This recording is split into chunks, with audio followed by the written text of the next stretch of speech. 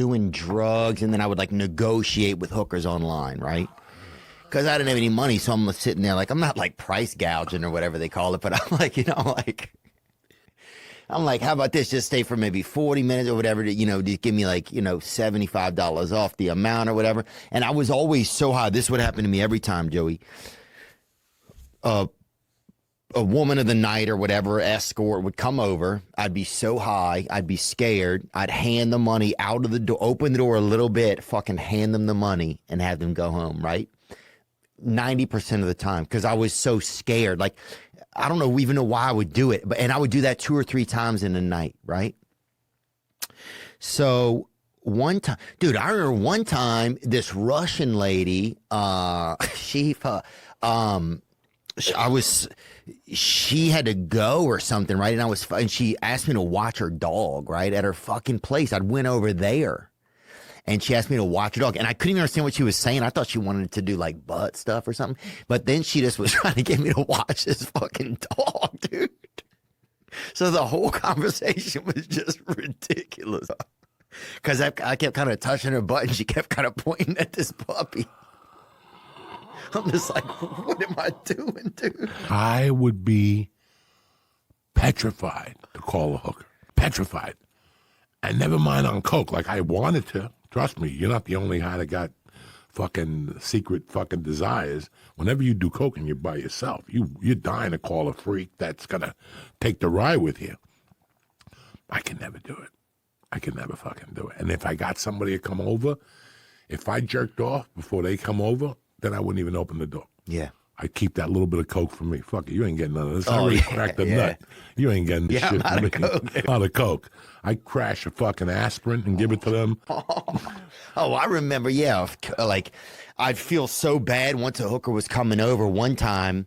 I remember putting on like I didn't want to even seem like I did coke or whatever. So I remember putting on like an apron or something to make it seem like I was like cooking around my house. Like just being like an organized guy, like what the fuck? What a loser, dude. She's probably like, it's 3:30. This guy's a fucking chef over here. Oh, God.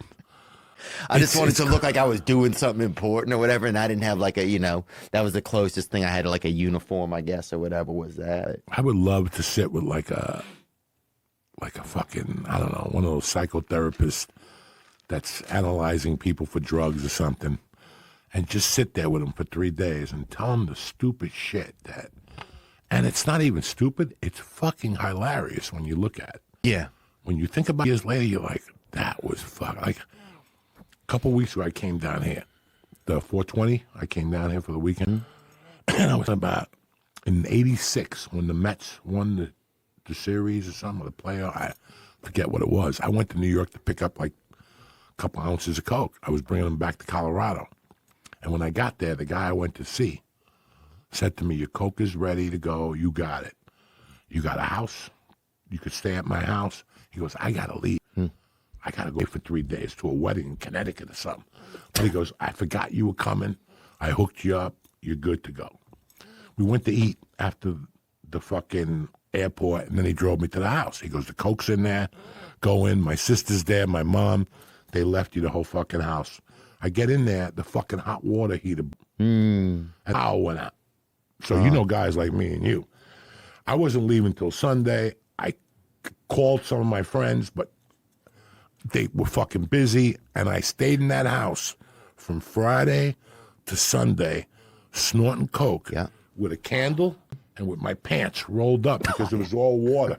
So I'm walking around like Jethro Tull, that album from Jethro Tull, with a mirror, navigating myself through the water in this fucking basement. With a candle, snorting coke. The sister's like 16.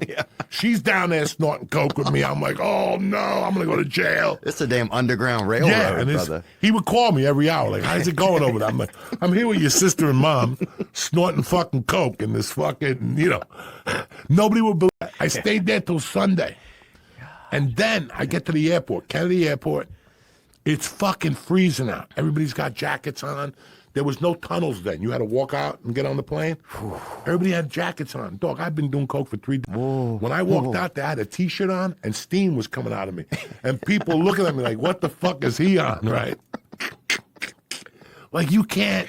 That was like a whole afternoon. Then I got on the plane, and I was so coked out. I had the aisle seat before the plane took off.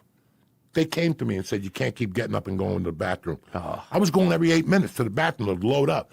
And then when the plane took off, I actually took the blanket, put it over my head, put the lunch tray down, crushed it up, and I would snort and then pop my head up. And I'm like, nobody knows it now. But the clinker of that whole fucking day. Like Punxsutawney Phil, dude. Dog, it was not. And this was every week. Eight more weeks of 8 You ball. got to remember, this was going on our lives once a week, this craziness. And then I go up to, because in those days, the planes had like a little bar, and you could order from the bar. And I remember that, I'll never forget, there was a black linted bar. Like, wow, on the airplane. in the 80s and 90s, shit, you had fucking planes with bars. Yeah. And JetBlue. No, People's Express was a plane that went out of business, a company that went out of business. They had a piano. Nuh-uh. At the guy way upstairs. They were double-decker planes. This shit today, I don't know what the fuck's going on. No bars, This shit no today's nothing. a bunch of traffic. Yeah, you go on a plane now, you go on a plane to sit there like a commie and look straight ahead. Yeah. In the 80s and 90s, you went on a plane, you partied. You could move around and talk to people. Ric Flair always says about how great it was on planes. Oh my God, I could come up to Theo and go, Theo, buy Theo a drink, buy that lady in row 3 a drink, and all of a sudden you're picking up chicks on a plane, dog. Oh, Come on. fuck, I'm lonely. So I go to the bar. I order whatever, a Southern Comfort, an orange juice, whatever the fuck I'm drinking.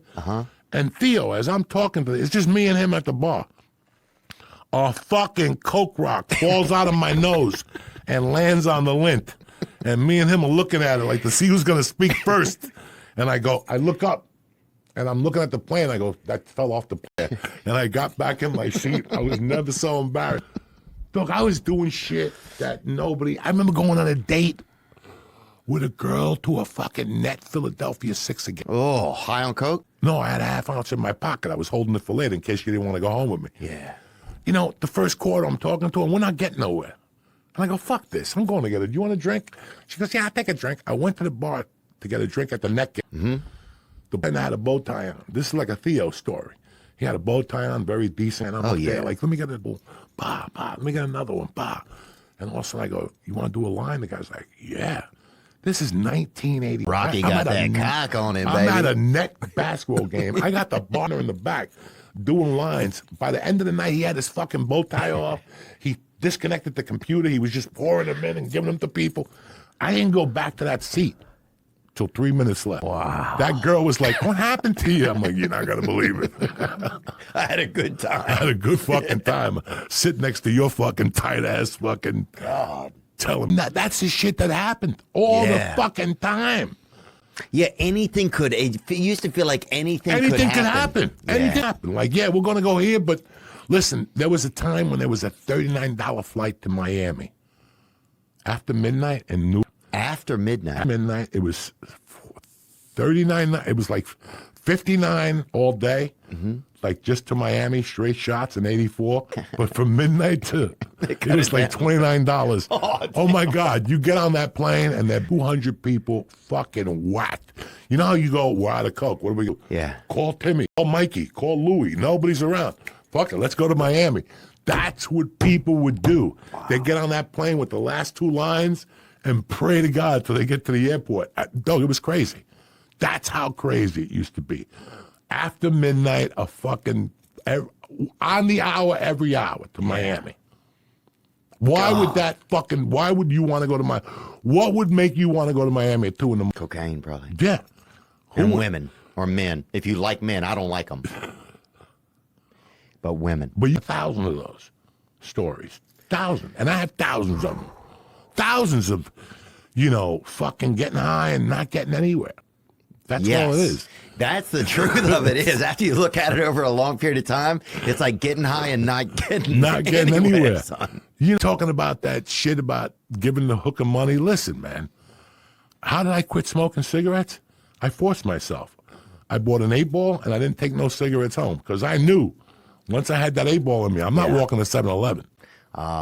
So I stayed in that apartment all night, 8 hours with no fucking cigarettes on an 8-ball. The next day, I didn't need to smoke. I had already beat it in my mind. That's how I quit smoking cigarettes.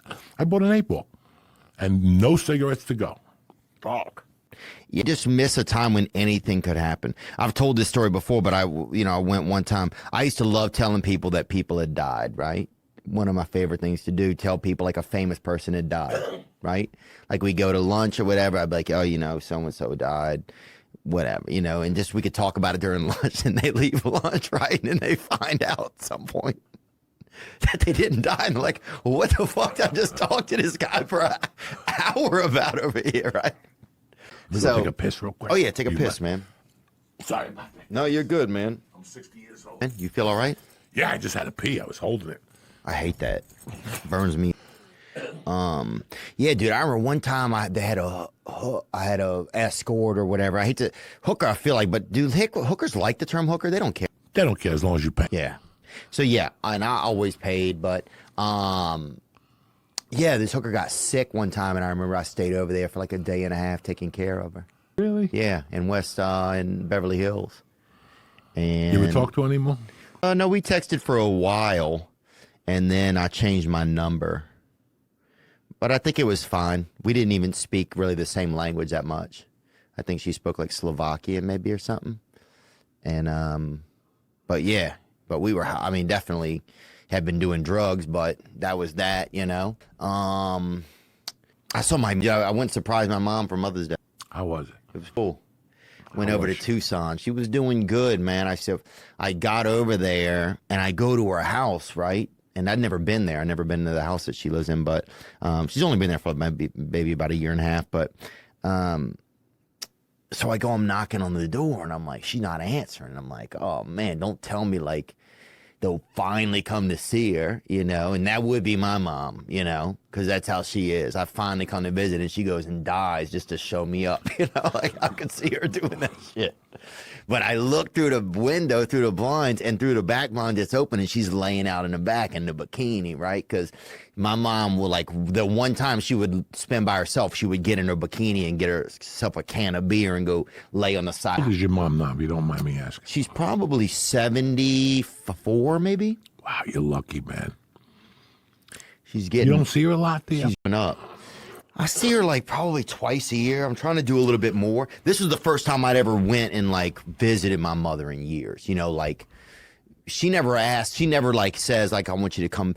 She doesn't like to assert herself into things really. She likes to kind of keep her distance, I think, in some ways. But anyway, so I look through the thing and I see her in the back in that bikini in the chair, and it brought all the memories up from when I was a kid. Sometimes, like, if she'd had enough, she'd fucking go lay out in the side yard with a fucking can of beer, and a fucking, look.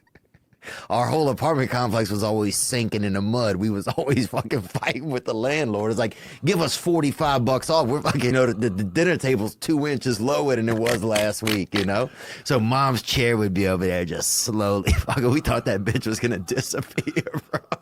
Now, who she live with? She lives by herself. And who's down there with her? Bonnie.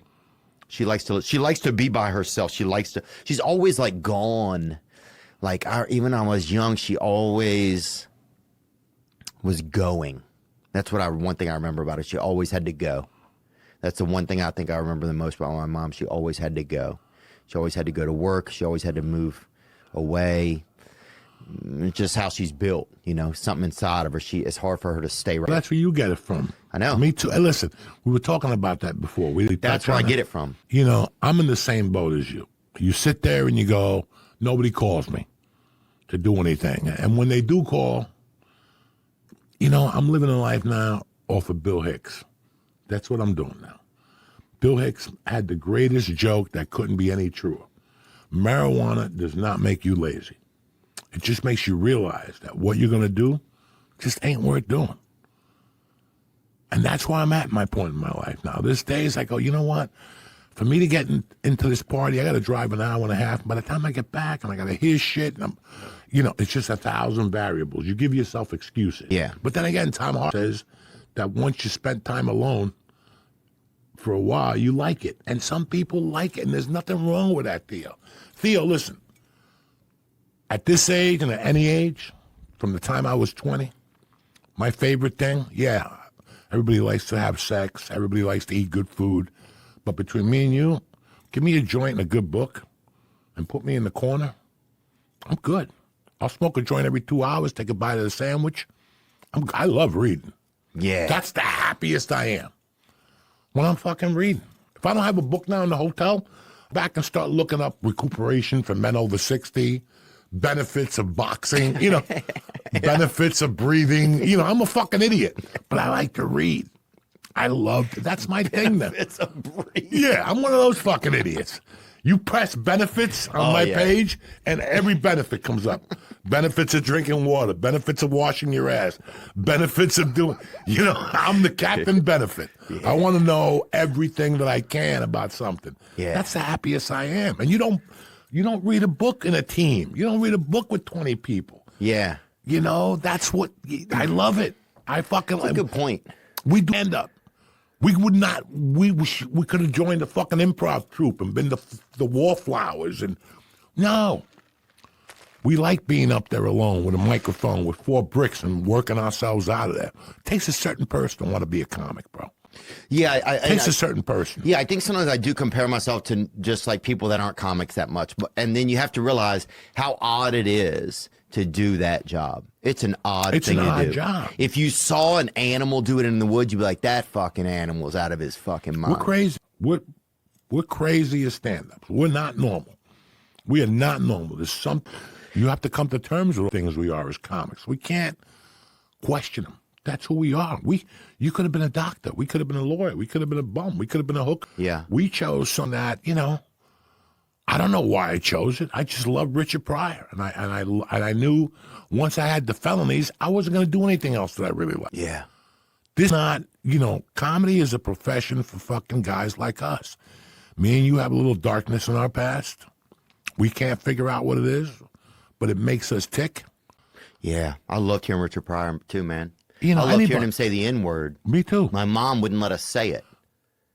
And we're like, well, fuck, man, we got to hear it, And so I remember we would hear him say it, dude. Just those books like by who's the crazy white guy? Mark Twain? No. Mark Wahlberg? The comic before fucking Richard Pryor, that was a white guy. Let me read any of his books. Yeah, one of the books. Next time you're having a hard time with yourself, go order one of his books. Ladies and gentlemen,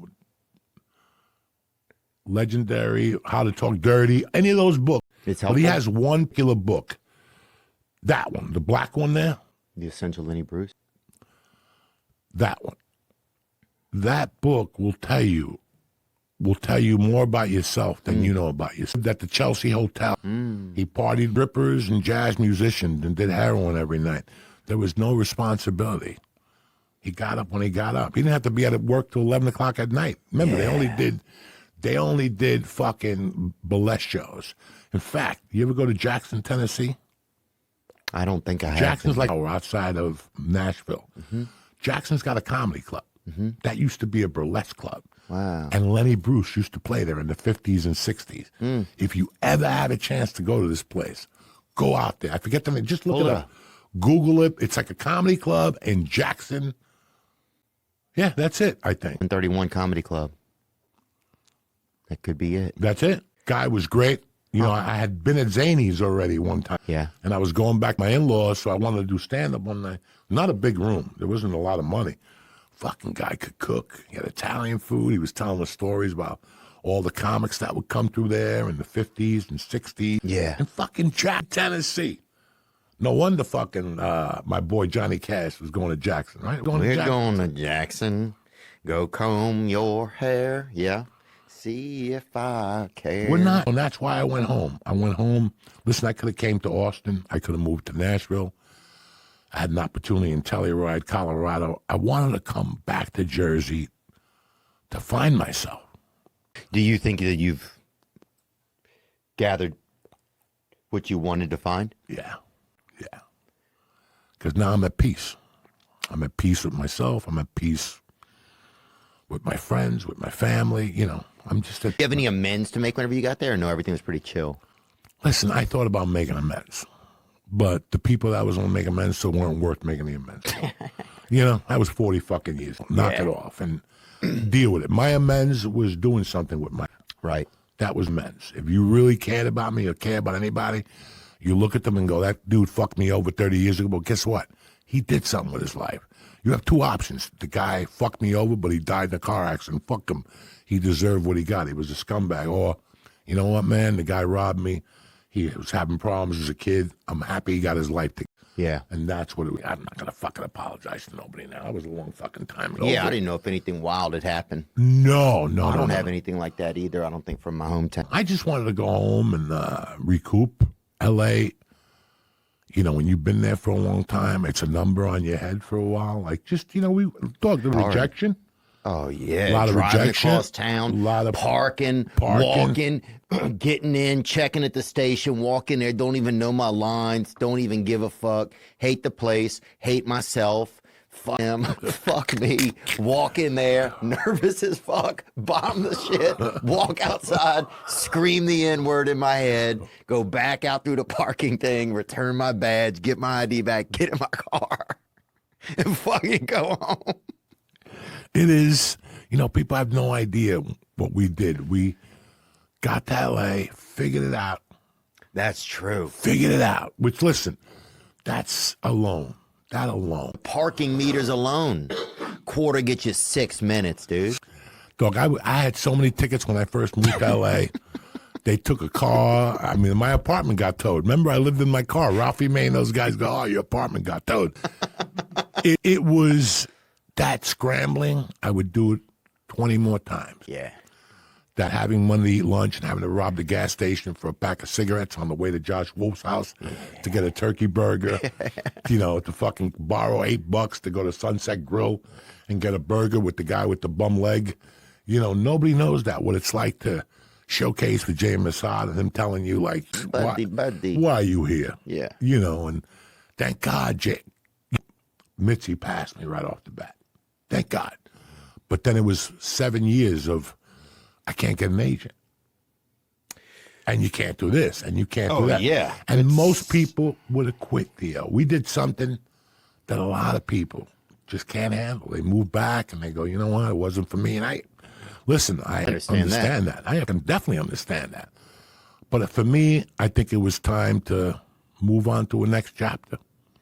I'm trying to find what that chapter is now. Wrote a book. Oh, man, I feel bad that I haven't even read it, but I did just order it today. I didn't even know that you had written it, I don't think.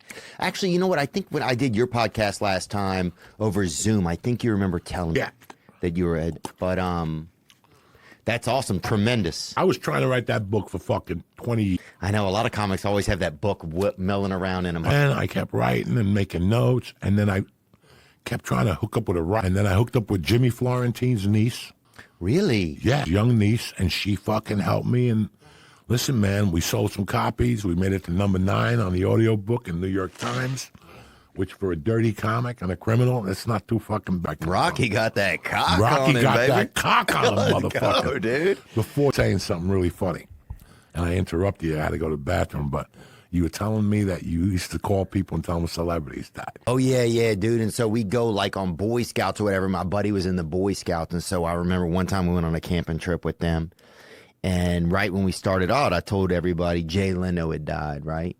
I've told this story before, but I love it. And I was like, you know, Jay Leno died.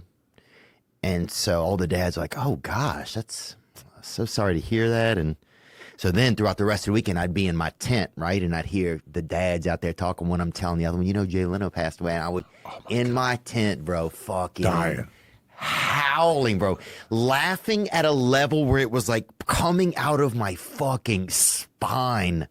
And I don't know why stuff like that made me laugh so much. I don't know if it was that I had control, like a hidden control, or that I was affecting things without them knowing. It just, there was nothing as good as that, bro. It was that kind of dude. When you fuck with people, like, you know, controlled fucking with people, like me telling Eddie Bravo Rogan was in the CIA, all that shit, you know, it's always great. But the best thing I ever think I did, and I did it on accident, Chuck Liddell. Yeah. When Liddell was the fucking king of the UFC, he was the king of the UFC, okay?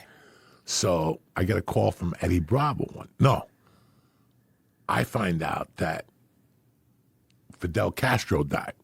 Mm-hmm. Right? I get a call from a friend of mine. He goes, you know, Fidel died. I go, thank God that motherfucker died. And all of a sudden I call Eddie. I go, Eddie, where you at? And he goes, I'm sitting here with Dana White or something. I go, you know, Fidel died. But the phone didn't say it right. It said Liddell. So he goes, let me call you back. And he hung up the phone. He told he told Dana White that Joey Diaz just called him, told him Chuck Liddell died. I said Fidel, not Liddell, right? Now, this is Dana White's fucking man at the time. Yeah. Dana White's got no hair, and he lost the hair he was going to give his children. Fucking, how could this be? Eddie Bravo calls Dana and says, Liddell died. Not Liddell, Fidel, you fuck. That's fucking great. I love that kind of shit. Did your parents come over from there? Mm-hmm. Both of them? Mm-hmm. Wow. I'm 100%. There ain't no fuck. Well, we went there when I was a student. Yeah, you told me. Yeah, I remember. We went there, and Fidel came and spoke to our class, I remember.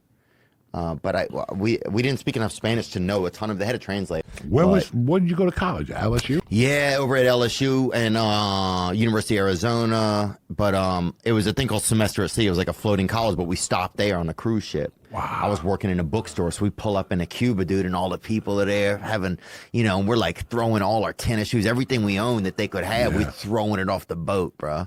And like you would be walking through town and people would like have you come up to their windows and they would tell you like just about like the control they were under and shit, and it was like top secret kind of. But we got to go to a baseball game, dude. Some group was partying in this alley somewhere. I went over there, I'm dancing, partying. They cut open a birthday cake. Probably thought it was like a party for like an old man. Next thing I know, I turn around. This old dude is going down on one of the chicks, bro. It's some guys and some hookers in there. Like, what the? They don't fuck around. Thought it was like somebody's grandpa's birthday, bro. I'm over there singing the Pledge of Allegiance. I look over, dude. This guy's fucking trying to get back in the birth canal over here. Dog, Cuba's a dirty fucking country, it was bro. Awesome, dude. They got tons of hookers down there. Oh, it was apparently so. Tons of hookers down there. God, I gotta and go those back. girls come up here and they destroy it. They're all over Jersey, those Cubans. Really? Wow, I gotta get out more. There's a strip club in Jersey that my friend, I grew up with this guy, he owns. And they keep closing them down because they're just nasty. Oh. In there, they're fucking 60 deep in there. I went in there like 3 times and I'm like, this is buck wild. There was a biker chick that would slam her heels together. And every time her heels would come, I got to get out of here. Oh, But they had a bunch of Cuban girls in there. And I would talk to I would go in there once a week just to talk to the one Cuban girl. And she would tell me about Cuba, what's going on. And she would tell me right out, why don't you just sit there? Why don't you go get your dick sucked? Yeah. That's their mentality. They're like, what? There's what are you 1,000 doing? girls that'll suck your dick. What are you there talking, watching a game for? I'm like, I'm married. Who cares? Go have a good time. Your wife ain't going to mind them. I mean, they're fucking open-minded as shit. I'm like, nah. They might get a real like a Spanish wife or something. Be nice, huh? Yeah. Hey, that would balance you out a little bit. Yes. They'll smack you around, take your money. Fuck. This is my wife. How'd you know you were in love when you met your wife, dude? Did you know it? No. Did it grow on you? You think it's hard for guys like us to be in love, kind of? Yes, because our first love is comedy. That's when you're in L.A., not when you're in your hometown. Once you get to L.A. and you're caught up, that's your love. When you really, really think about it, at the end of the day, that's your love. I was with my wife maybe 3 years before. It was like, but thank God she had patience. Thank God I had patience. And it wasn't till my wife and I got together. We're going to be together 24 years next month. And it wasn't till I got the longest yard it was 2004. We were struggling. Every week was a struggle with her and I. We were living together. The relationship was good, but we were always struggling. We had no money. We had 6 cats. Oh, yeah. At the longest yard. And I went to shoot it. And when I came back home, I had to shoot, for 11 weeks. My call time was at 4:45 every morning. Oh, my God. In Orange County. 4:45. So I don't know how many times I got up at 3 in the morning and my fucking costume would be out. She'd be cooking eggs at 3 in the morning for me. And I go, what did I do to deserve this? And And that's when I realized I really love her. You know, I wasn't going to get married again. Once you get married and you lose, I'm a Catholic. You do time, Yeah. you move on. I wasn't looking to get married. I wasn't looking to waste anybody's time. I'm not a big time waster. If it's not working, let's move the fuck on, you know. But with her, it was different. And now it's tremendous. Like, I mean, it's, now after 24, I look at her and I'm like, if it wasn't for her, I wouldn't be. Wow. Did moving to Jersey help you guys' relationship, you think? One thing about me and my wife, I got to be honest with you. We got into a fight in December in Nashville. Yeah, good. Me and my wife never really, we got into like, it was a long-awaited battle. Her family, me, the whole thing. And I just went home. I was in Nashville for Christmas. I just went home Christmas Day. And she got mad at me for like 2 weeks. We had a little problem at the house for 2 weeks. But ever since then, it's been, and before then it was smooth, you know. And we're fucking a great team. And now we got this little girl, and, you know, we bought this house, we paid it off. We did so many fucking things in 3 years, you know. She's an accountant. So I got pensions. I got a pension for the pension, another pension. Hopefully she's laundering money from you, too. Yeah, she's laundering, too. You know, I mean, she's, it's great for me. I never thought I would say something like this. Yeah, that's what I I would find interesting. never in my life tell you, for me, it was the best thing that happened at that time. Was there a fear to do it? Like, was there a fear to be like, okay, this is... Fuck yeah. Theo, live our lives.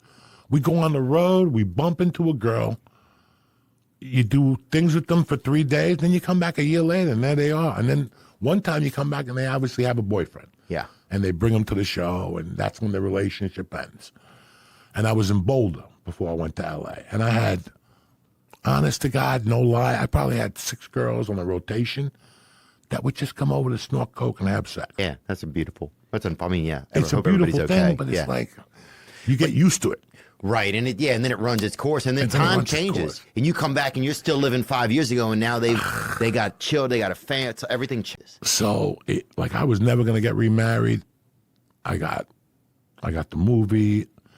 Then it took me 2 more years of struggling on coke. I mean, a horrid 2 years, heroin, and that was what was killing me. That I was hurting. And one day, you know what? I got to stop this shit because, listen, I'm old school. I found my mother dead, and I'm here. You know, I could find somebody dead, but I never wanted her to find me dead Right. because she couldn't handle it. That would live with her for the rest of her life.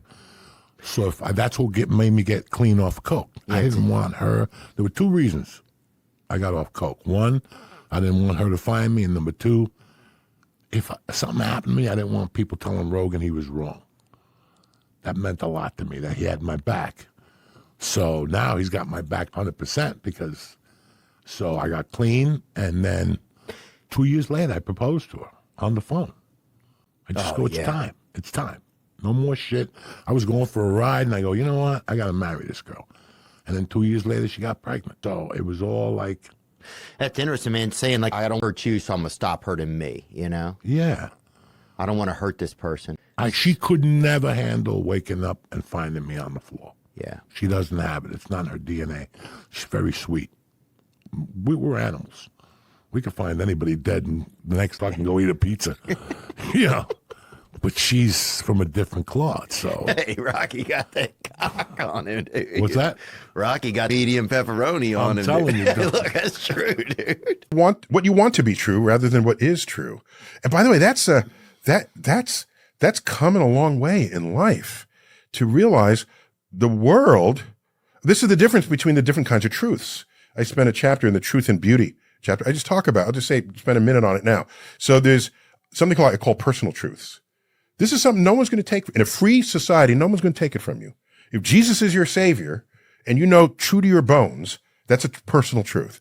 In a free society, and especially in the United States, where it's constitutionally protected, your freedom of religion, no one should take that from you, okay? You'd have a legal case if they try.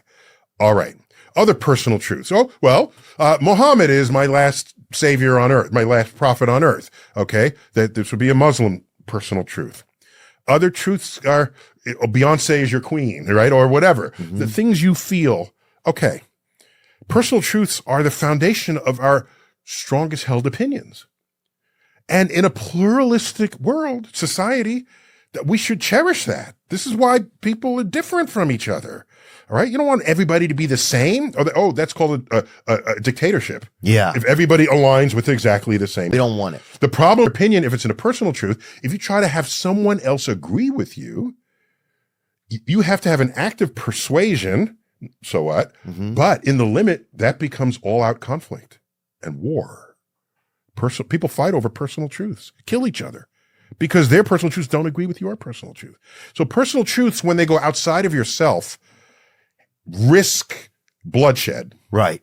In the history of civilization has demonstrated this. All right. Then there's a political truth, which is just something that becomes true just because you heard it often enough. And that's a weakness we have. Not a weakness. Evolutionarily, it made sense. If you see something repeat 100 times, that's reality. Oh, yeah. Okay. But you know what happens now? People have hijacked that urge to recognize that something that repeats must be true. They've hijacked it. Now they just find something that they want to be true and they repeat it to you. You hear it enough, it must be true. Yeah. There it is. Yeah, especially, well, nowadays also we have, since we have technology and we have this advancement, like, with the internet, social media, it's easy to get things in front of people so many times. Yes. It's easy our attention span has been hijacked. It's been hijacked. Completely. That's the word. There's no other word but hijacked. And in the old days, we called it brainwashing, where you repeat something and then it becomes true. That's hijacking this feature of our evolutionary brain that it's trying to create order out of chaos. Well, like Stockholm Syndrome, we almost are slowly developing almost some variants, seem like of a Stockholm Syndrome or something. Like we're like all like Elizabeth Smart, or Elizabeth Dumb. That's becoming, what I'm saying? We're all like, we're just bearing with what we have to deal with all the time. Exactly. So you try to sift through what is true, and it must be that which was repeated often enough. So that's a political truth. Then there's an objective truth. Okay, what does objective mean? And the methods and tools of science are exquisitely tuned to establish objective truths. So these are truths that have been demonstrated by observation and experiment and repeated experiment. Word objective. Objectives, it's true whether or not you believe in it. Okay, so it's no doubt true. Yeah, I can show that it's true. And it's not my bias that thinks it's true. Here's the data. Now you say, I don't believe you. I think you had a bias. I think your wall current affected this. So I'm going to do it on 240 volts while you did yours on 125 volts, 120 volts. You do a different experiment of your own design. You get the same result. So that's objective. It's a fact. So when you do it in times and all the experiments agree, this is why science, it wasn't really developed as we now practice it until around 1600. All right. I know that feels like a long time ago, but a lot of the world unfolded before then. All right. And so once we learn, if you say something is true, let me test it. Let me find out. Let me devise an experiment. And if I can verify your statement with this experiment and someone else can in a third person, we're good here. That's an objective truth. And what objective truths have going for them is that they're true whether or not you believe in them. I don't like them. Well, because the actual nature can't be fooled. Nature is the ultimate judge, jury, and executioner. Yeah. If you overeat this week and you gain 3 pounds, next week you can't protest with placards saying, I protest the law of gravity because it made me heavier. No, you don't have that option. So it seems to me if you're going to base laws on things, but there's a whole chapter in here on law and order, right? If you're going to create laws in a pluralistic world, you base the laws on the objective truths. Right. Because that applies to everyone. Don't base a law on your personal truth because that's forcing it on me. And I have a different personal truth. Is climate change an objective truth? Oh, yes.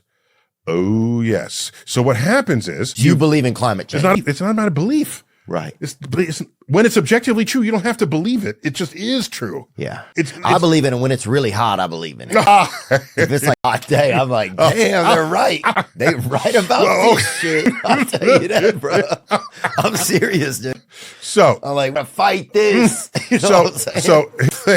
So if it was only determined that way, then another person that was in a cold snap would say, don't believe it. Right. And everybody can up their own theories about it because it's their own life experience. But an experiment takes the information out of yourself. Okay. It's not your perspective. It's not your bias. It's not your worldview. And you get all the data available. and then you establish the objective truth. So in climate change, and I give an example here in the probability, in the risk and reward chapter. You probably heard the number 97 scientists say it's happening in 3%. Saw that in here. In the last years, there are basically no scientists left denying it. So it's basically 100%. Damn, one holdout out there. Go back to when it was 3%, because that's a fun number. Okay. All right. Let's do an experiment. Some engineers, there's a bridge that's there. You don't know where it came from, but it's a bridge, but it's brand new and it's about to open. And you say, I want to drive my truck across the bridge. And 97 engineers come up to you and say, by the way, I don't know any of the other engineers, so we're not in cahoots or anything. Yeah. If you drive your truck, that's going to collapse and you're going to die. You'll likely die plunging into the ravine. 97 of them say that. 3 say, oh, Theo, go take your F-150, drive across. Just some little boys. You Never mean it no harm. go on. You'll be fine. What are you going to do? Getting away. Anyway. He's singing. Feeling it. He's feeling it. Man, I take the General Lee off that bastard. That's what I'm saying. But no, I feel you. So you probably listen to the 97 engineers, especially if you're not an engineer yourself. yeah, if you got to look the engineers in the eyes. Now, I's got nothing to do with this. That's you trying to be human about. Don't be human. I mess you up. Let's feel what you're saying. No, they'll show you the research papers. There's no eyeballs in the research paper. There's no emoticons in the research paper. so then what is that makes me want to look him in the eyes and see? What is that? I tell you, it's a good one. It's a good one. And again, I think it's understandable evolutionarily. If you look someone in the eye and they tell you something that just happened, that is more true to you than a statistical table with charts, right? A bar chart, a pie graph, than a pie that says the same fucking thing. So that, and advertisers know that. They hijack this. Okay. Testimonials. But why could just show a bar chart and say this detergent is better than all the others, and here's the data? They could show that, but no. They show some parent and a kid, and they put it in the machine. They pull it out, and look how clean. And the eyewitness testimony has huge value to our emotions because another human being is communicating it. Right. And so I'll give you another example. You could be, it's a little more obscure, but you read in like Consumer Reports or whatever that this one car is like a vacuum is the best one and it's working every time. You walk into the vacuum store because you saw the data and someone's walking out saying, I will never buy one of these again. It's stuck. Oh, you can't say a vacuum sucks. Sorry. Sorry. No, this vacuum was awful. Yeah. Oh, it reversed and it made my whole place. I would never do this. And you hear this. The person, you don't even know them, but they're another human and they're speaking with them. There's fire in their gaze. Okay. You're going to back out and walk out of that store. I ain't getting that. You ain't getting that. Not going to happen. I'd rather broom. I'd rather use a fucking broom. Okay. So I think it's natural to trust another human in that context. But that's why we have to train ourselves to trust the data. And in science, when you become a scientist, I'm taking statistics and data analysis and probability essentially every year I'm in school. It's not just one class and you move on. There are different nuances of it. There are different ways you think about it, different ways you ask questions. You know what science is? It's a professional way of querying nature so that you can not fool yourself into thinking something is true that is not, or that something is not true that is. Did I say that right?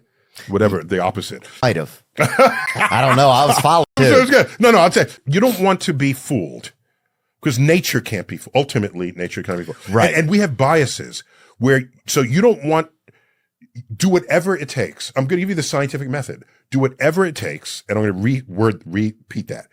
Do whatever it takes to not fool yourself into thinking something is true that is not, or that something is not true that is. Does it mean getting a video of it? Does it mean getting someone else to check on you? Did you have your coffee this morning or not? Is that the measure? Were you more alert? Did you miss something? Right. Do whatever it takes. And when you do that, it ain't got nothing to do with the passion in their eyes. Oh.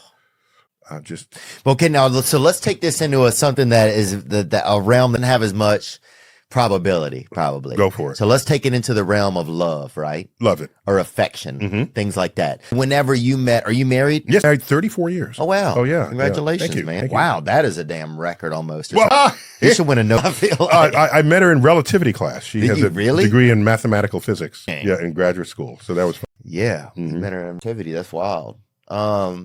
So So you're talking about love. okay, love. So do you? I mean, do you take these same concepts into like whenever you were falling in love and stuff like that, or was it more like a normal? Okay, thing? so you saw her in class. So the answer is yes, I do. Wow. I don't often talk about this. You want to hear it? You want to hear it? It's curious because I don't have a wife or anything yet. Well, But it's mathematical. Okay, then this could be helpful to you. okay. Okay, it could be helpful. Okay. All right. At this point, I'll take on It's a little bit of mathematical. Okay. How much math have you had in school? I took a couple of them. You took Took at least, yeah. a couple of them. It was good. I did all right. All right, all Yeah. right, you did all right. Okay. And one of them at high altitude. I took one class out in Arizona at pretty high altitude. You know what they say, that if you learn something under certain psychomotor conditions, that you recover it better under those same conditions. And you learn something, if you get high again later, you remember that better because you match the mental state. Oh, dang. Yeah, I haven't read it lately, but a few decades ago, Dude, that was. seemed like, bro, I think I wrote that. So I'm glad it made its way Okay, around. so here it is. All right, here it is. All right.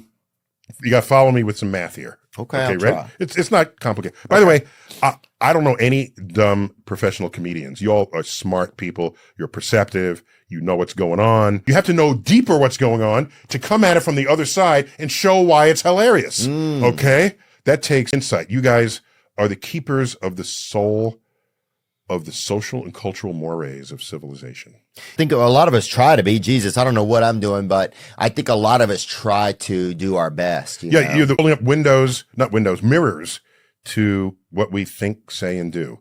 And so it's a fundamental part, I think, of modern existence, because without it, my gosh, how unpleasant the world would be. It would without be. these perspectives. So I'm not just blowing smoke. I'm just saying, and you especially have a certain authentic honesty that is palpable. And whatever you say, I'm with you on it. Feel you. This is what you were saying. Do you feel what the person? If I can't feel what you're saying, go home. Right. Right. What are you doing? You just type it up and send. Text it to me.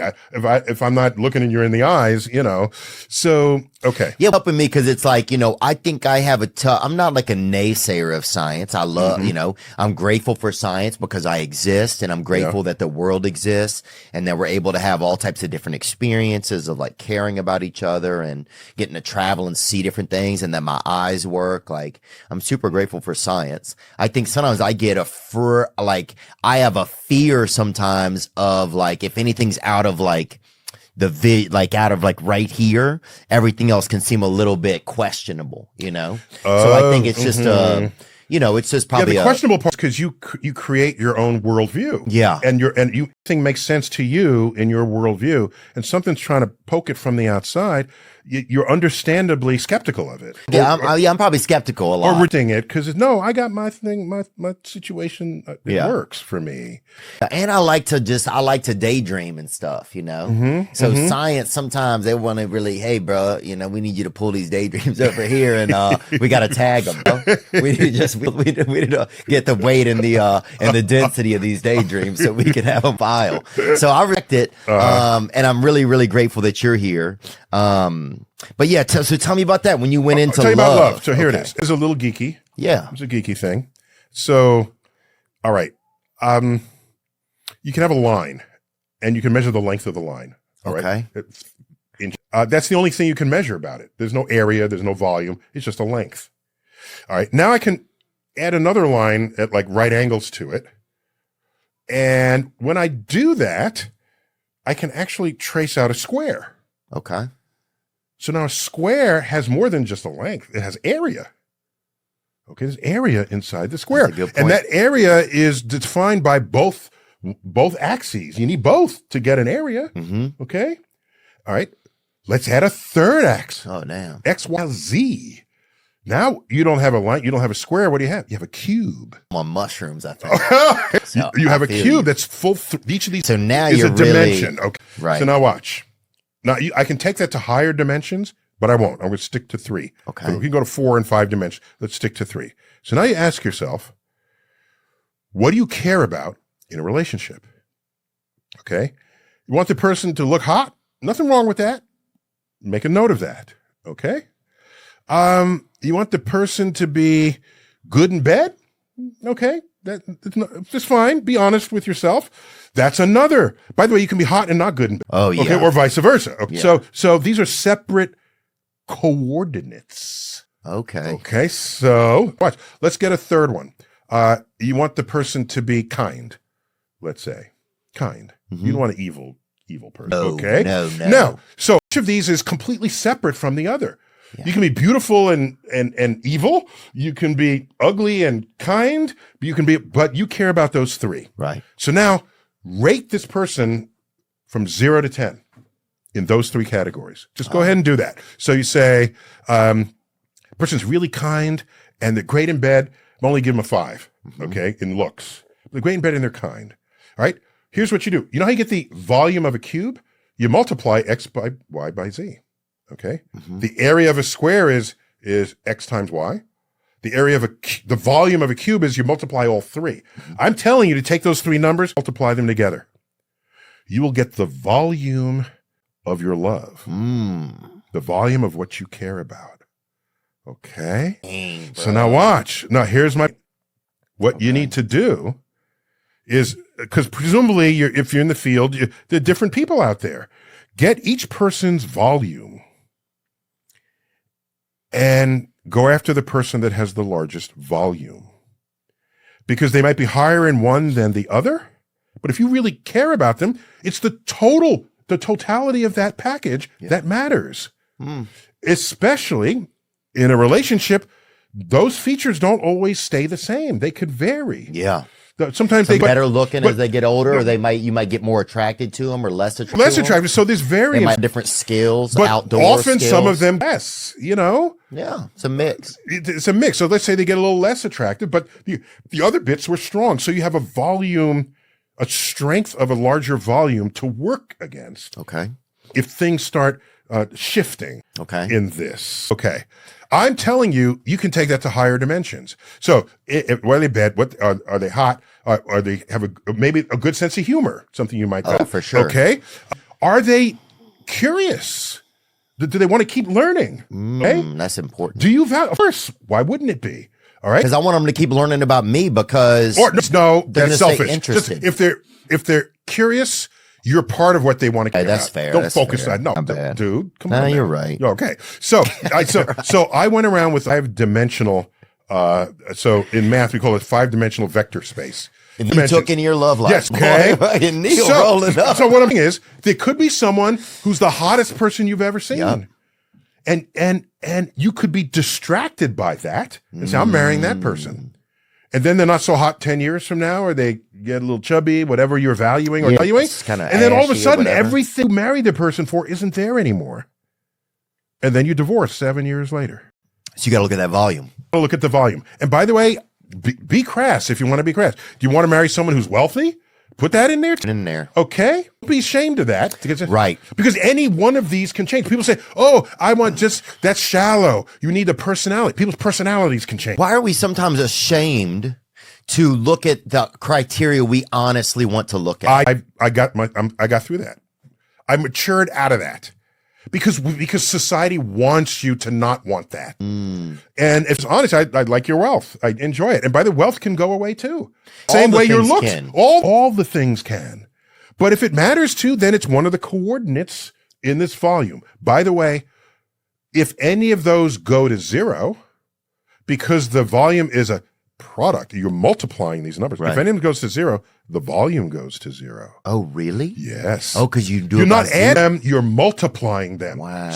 So try to make sure that the likelihood of it going to 0 is, or if it does go to 0, if you don't matter, then it shouldn't have been in the. Has to be things that nothing could go to 0. So then, and if you do that, then you're probably going to be picking things that have some real value to you. Correct. Or overall value. Correct. Objective Or value. be honest, I just want money, and if you run out of money, I'll divorce you. Right. But the person could be fun and happy the whole other time. Buying sandwiches for everybody. Y'all are having a good time, whatever. I don't, that's people are their own individual. So what happened though, why Neil? pass judgment What on happened others? when you got the lady? You invite her out. Where'd you take her? Where do you?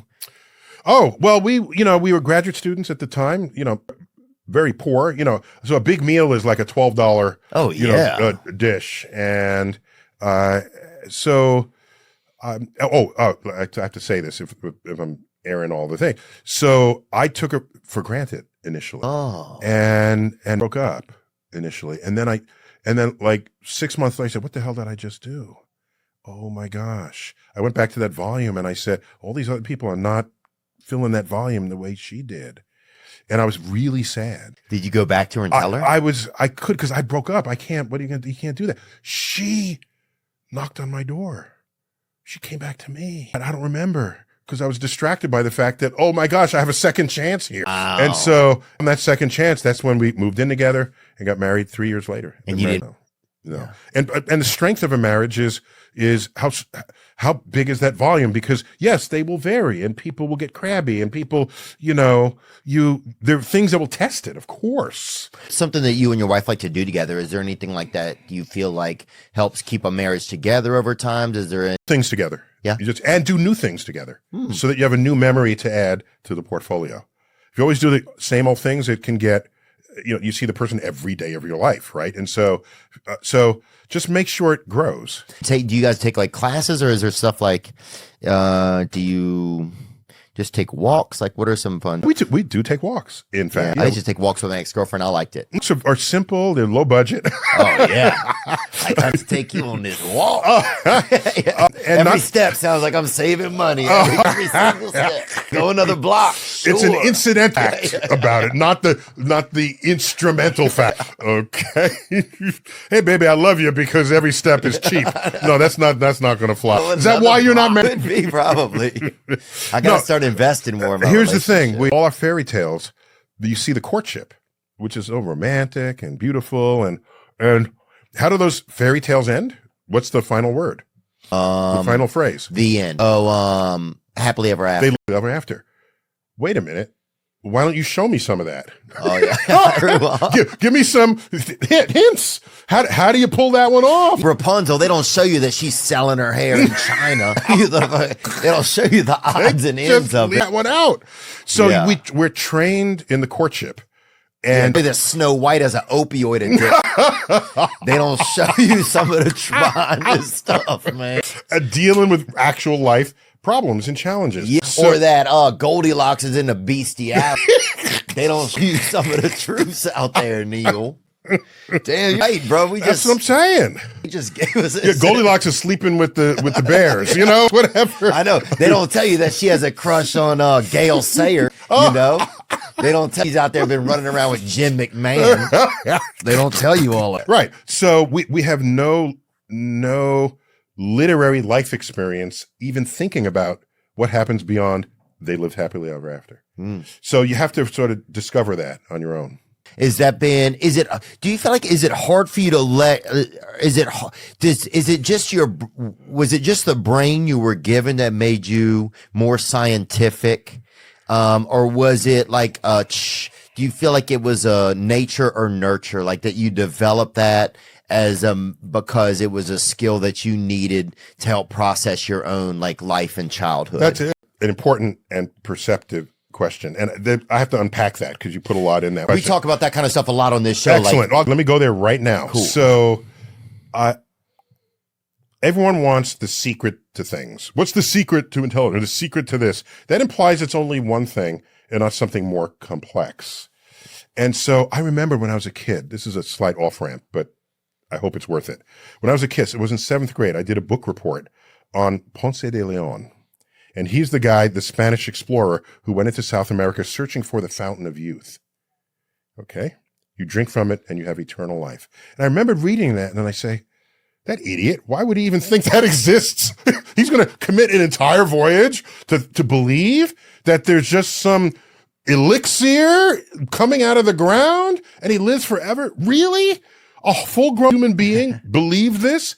I was thinking to I was a geeky kid, okay? Yeah. I'm 12, I think, at this point. But the book report on him, And then I noticed as I got older, this is something deep within us. Nobody actually wants to do the hard work to improve their health, to live longer, healthier lives. They want the instant fix. Yeah. And realizing that Ponce de Leon was looking for the fountain of youth allowed me to see what people were doing. I'm old enough to remember yogurt, eat yogurt, that you live forever. Dannon had a commercial with centenarians eating yogurt. Oh yeah. I remember mom would eat the yogurt. I'd be like, damn, mom's going to be around. But that's the thing. So we want there to be quick fixes for things and quick answers and quick solutions. What's the latest? Kale, did you eat your kale today? You're going to die a miserable death. Okay. Dead by noon. Yeah. There's definitely, and kale is trash. Kale is so hard to eat. Kale feels like it does not want you eating it. I like kale and bacon too. Yeah. Well, look. I ain't saying nothing, but it is, baby. They knew that with collard greens. To put in a ham hock, leaves, put some dead animal in that stuff. Dude, you could put bacon under a damn corpse and I'll fucking have a little.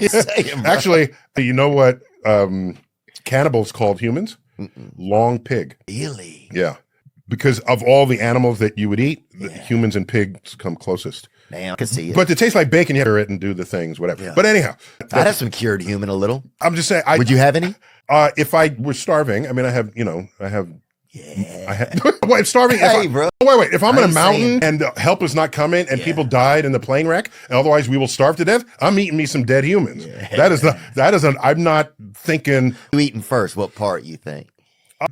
Muscle tissue. I would say, the bicep maybe, or I would take my cue from just what you get in the store. Yeah. Ribs are some good. I love ribs. Yeah. Yeah. So no, I wouldn't hesitate. It's not about morals. It's about survival. Yeah. But by the way, if there's a pig over there, I'm eating the pig. I'm not eating the dead. Yeah, that'd be weird if you're like, Randy. Instead of Pumbaa, I'm eating Pumbaa. Okay. Pumbaa ain't surviving the day. Okay. So that'd be crazy. There's one dude at the plane crash and he just wants to keep eating the people. We're like, but dude, we have and pigs and turkeys and chickens. What are you doing? Weird, it crashes an arm, right? It crashes at a 7-Eleven and he's still over there eating up an old lady. We got some creeps out there, man. So now I'm completely distracted. What the hell was I talking about, Zach? I don't. We kind of went out. You were talking about, I don't know. You started about bacon. It's been a long road. No, it has. We were talking about love. Love. No, we got off. We okay. We evolved off of love.